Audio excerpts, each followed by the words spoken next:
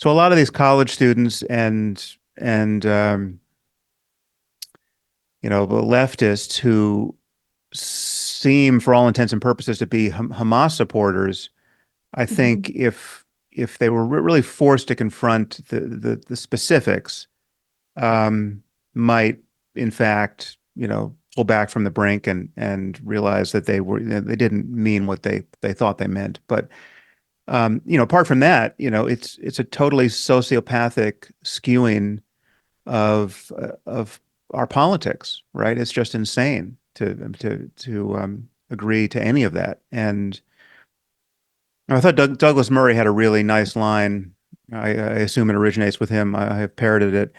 On this issue of proportionality, when people have complained about the Israelis, responding disproportionately to the violence of October 7th, as measured by body count, which is obviously the wrong way to measure it. But Douglas said, okay, well, clearly what was needed was a truly proportionate response, which is to say that the IDF should have gone into Gaza and found a music festival and raped and tortured and murdered the precise number of teenagers and young men and women peacefully dancing there. And then they should have, found the precise number of families and tied them together and burned them alive and et cetera, raped the same number of people. Uh, who thinks that would have been the an ethically wise and acceptable response to the atrocities of October 7th? No one. I mean, that would just be, to have reduced the IDF to the barbarism shown by Hamas. Um, but just counting bodies is not the way you reconcile the seeming moral disparities on either side of a conflict like this. And people are really confused about that. And certainly fans of Noam Chomsky would be confused about that because that's what he tends to do. The fact that it's hard to know what the numbers are because we get numbers from Hamas, but let's just stipulate that the IDF has killed more Palestinians than Palestinians killed in Israel on October 7th at this point. Um, uh,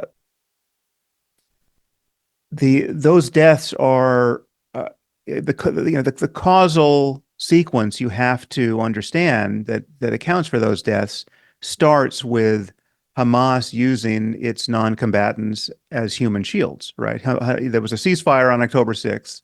Hamas broke it and has strategically used non-combatants ever since as human shields, uh, doing whatever it could to ensure the maximum number of casualties on its own side, right? So that cynical use of civilians in war um, is the kind of the morally culpable layer that has to be of this conflict that has to be focused on. And everyone just skips over that. And anyone calling for a ceasefire, it's understandable seeing all of the destruction and death in Gaza that well-intentioned people in the West might want to call for a ceasefire at this point. I totally understand that. And what's happening in Gaza is an absolute catastrophe.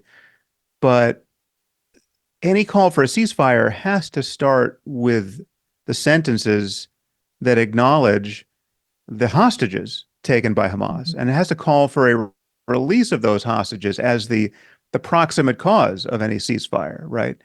The release of those hostages in full, right? And if not the actual surrender of Hamas, right?